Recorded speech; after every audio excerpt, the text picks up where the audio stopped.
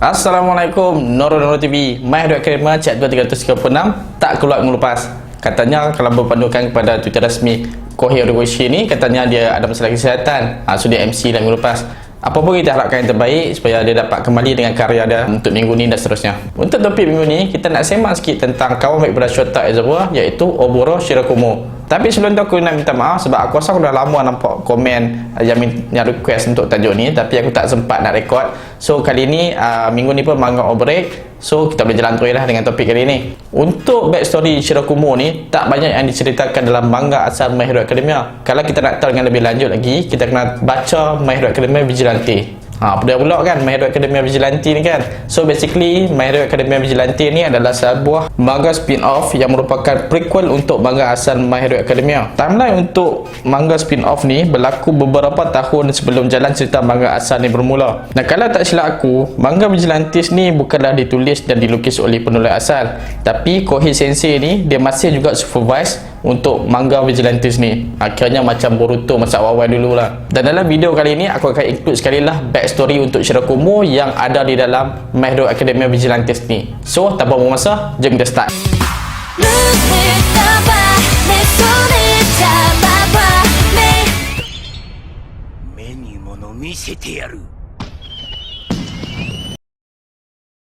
Kisah tentang Shirakumo ni bermula apabila Gran Torino memberitahu kepada Aizawa dan juga Yamada untuk datang ke Tartarus. Sebab pada masa tu mereka tengah pegang Kurogiri dan mereka tengah siasat berkenaan dengan Kurogiri. Dan sesampainya mereka di sana, mereka diceritakan sebuah sekilas tentang Nomu, apa itu Nomu, macam mana Nomu ni berasal, dan berdasarkan cerita tu, Nomu ni dia diambil pada badan manusia yang telah pun mati, dan daripada mayat tu dia diubah suai untuk menjadi seekor Nomu. Dan apa yang lagi teruk lagi, Nomu untuk Kurogiri ini diambil daripada mayat kepada kawan mereka yang telah pun mati, iaitu Oboro Shirakumo. Jadi kalau nak ikutkan, tujuan Gran Torino panggil Yamada dengan Aizawa ni datang ke Tartarus ni adalah untuk Aizawa dengan Yamada ni sembang-sembang dengan Kurogiri dan harap kuasa persahabatan tu akan menunjukkan keajaiban lah. Rasa macam tak percaya kan? Rasa macam nyanyuk pun ada orang tua ni. Dan Aizawa sendiri pun tak percaya. Dia kata Gran Torino ni banyak tengok movie lah ni, tu yang pick up pelik-pelik ni. Tapi alang-alang dia dah sampai situ, dia pun cuba jugalah dengan Yamada. Mana tahu ada hasil kan. Ok, kita start kat sini dulu. Kita tengok pula backstory yang ada dalam My Hero Academia Vigilante. Dalam My Hero Academia Vigilante ni, backstory untuk Shirakumo ni adalah berdasarkan perspektif Aizawa. So aku memang tak boleh nak lepaskan lah cerita tentang Aizawa dalam cerita Shirakumo ni. Okey, ianya bermula dengan sebuah flashback di mana Aizawa teringatkan zaman sekolah dia, di mana pada masa tu dia sedang bersekolah pada tahun kedua dan dia berada di kelas 2A di UA.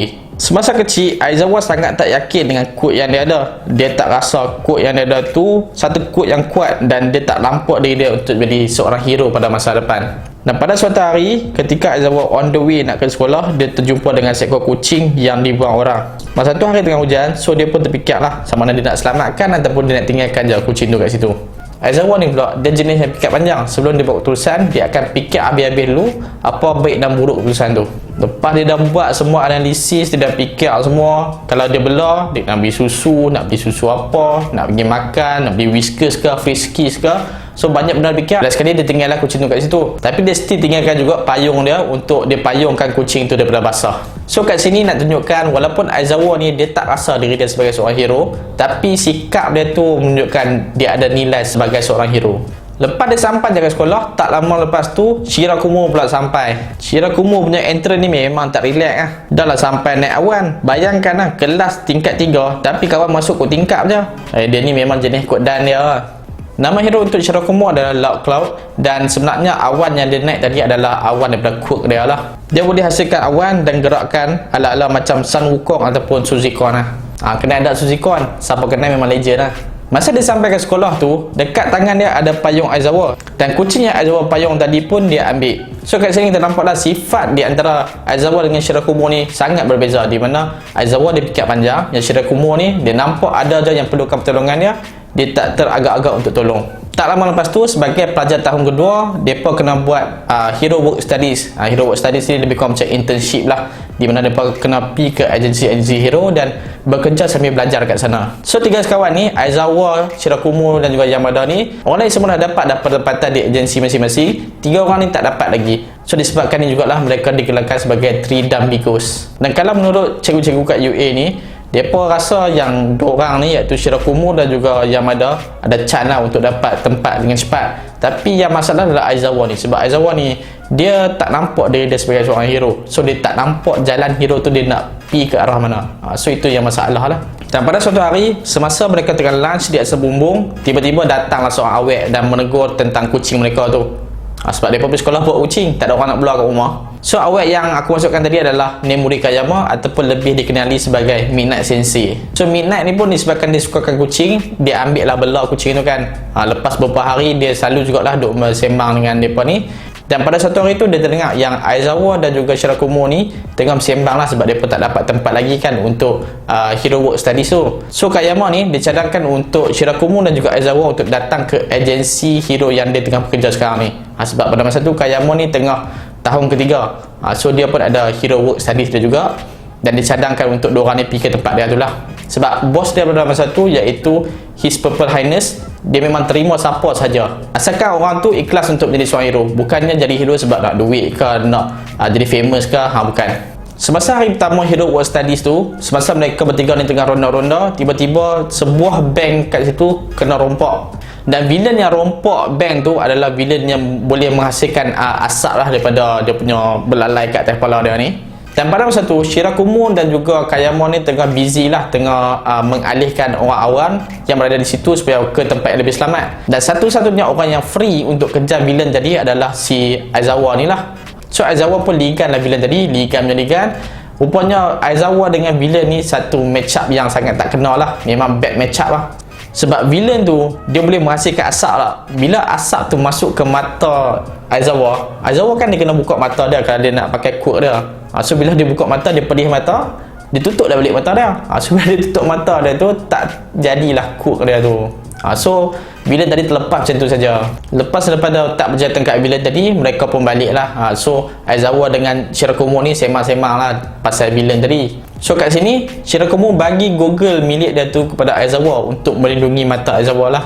Sebab nanti bila Aizawa pakai quirk dia, asap tak boleh masuk ke dalam mata. So tak pedih lah mata dia kan. Dan Shirakumo juga kata dia ada satu lagi goggle yang dia sendiri pakai, di mana plan Shirakumo ni pada satu hari nanti dia nak dia dengan Aizawa untuk tubuhkan agensi hero mereka sendiri. So pakai goggle yang sama tu macam satu marketing untuk mereka punya brand lah. So bila kali kedua mereka bertemu dengan villain yang sama, kali ini Aizawa dah pakai dia punya goggle, memang tak ada masalah lah untuk lawan dengan villain tadi. Dan kali ini dia tak keserangan, dia bersama-sama dengan Shirakumo lawan dengan villain tadi. Dan dah kalah, dia pun kena tangkap lah. Orang ramai yang tengok kejadian tu semua puji Shirakumo dengan Aizawa ni. Mereka kata Shirakumo dengan Aizawa ni walaupun mereka ni budak sekolah lagi, tapi bila mereka bergabung, mereka dibagikan seorang hero profesional yang memang kuat. Dan seminggu lepas tu, semasa mereka tengah menjalankan hero work studies ni lagi, tengah ronda-ronda, tiba-tiba ada seekor villain yang sangat besar lah datang dan menyerang kawasan mereka. Quote villain ni pula, dia boleh simpan serangan yang dia terima dan dia boleh lepaskan pada bila-bila masa saja. Bukan setakat itu saja, serangan dia simpan tadi, bila dia nak lepaskan, serangan tu akan menjadi lebih kuat. Dan selepas dia cuba untuk berlawan dengan villain tersebut lah, tapi malangnya tembakan villain tu terkena sebuah bangunan dan serpihan batu daripada bangunan tu yang sangat besar lah telah jatuh ke atas badan Shirakumo. Dan kalau nak diikutkan, dalam manga asal pun ada diberitahu yang Shirakumo ni mati semasa dia menjalankan hero work studies, dan inilah sebab dia kenapa dia mati. Dan Aizawa pula yang melihat kejadian yang berlaku pada Shirakumo tu, dia pun jadi terkejut, dia tak tahu nak buat apa. Dan kalau dia nak lawan dengan villain tu pun, dia ni jenis pikir panjang kan. So dia fikir villain tu besar kot, besar gila, ada besar bukit kot. Kalau dia yang kecil ni dah lah tak kuat, nak lawan dengan villain tu memang confirm dia kalah kan. Lepas tu dalam dia duduk mengelamun, duduk fikir panjang tu, tiba-tiba dia terdengar suara ni datang daripada sebuah labu sayung. Labu sayung ni memang milik Shirakumo lah. Sebab Shirakumo bila dia lawan, Shirakumo kan boleh buat awan kan. So awan dia tu akan berfungsi macam smoke screen lah, dan dia akan gunakan suara daripada dia punya labu sayung tu untuk kelirukan musuh. So memang Aizawa ni ingatkan yang Shirakumo tengah bercakap dengan dia lah melalui labu sayung tu. Suara Shirakumo yang dia dengar daripada labu sayung tu memang tengah bagi semangat lah dekat dia supaya dia lawan dan percaya dengan kebolehan yang dia ada. Lepas dia dah dapat strategi, dia pun lawan dengan raksasa tu. Dia ambil berbola serangan milik raksasa tu, dia balut, lepas tu dia sumbat dalam mulut raksasa tu. memang villain tu meletup kat situ juga so meletup tu memang dia mati tu ya. So lepas saja Aizawa habis berlawan dengan villain tadi, dia pun pergilah mencari Shirakumo, dan bila dia nampak saja Shirakumo, rupanya Shirakumo dah tak ada dah. Rupanya labu sayung tu dah rosak. Suara sebenarnya yang dia dengar adalah imajinasi dia sendiri. Kawan-kawan dia kata benda tu tak mustahil untuk berlaku, sebab bila seseorang berada dalam situasi hidup atau mati, dia akan terdengarlah suara-suara yang macam tu. Dan selepas ketiadaan Shirakumo ni, Aizawa memang sangat bersedih. Dan kalau sebelum ni Aizawa tak yakin dengan kekuatan dia, tapi lepas dia bercakap dengan Shirakumo sebelum ni, dia dah yakin dengan kekuatan yang dia ada, dan sejak daripada itulah dia mula berlatih untuk menjadi lebih kuat. Di dalam kelas pula, selalunya Aizawa ni adalah pelajar yang pandai lah, dia mempunyai result yang sangat cemerlang.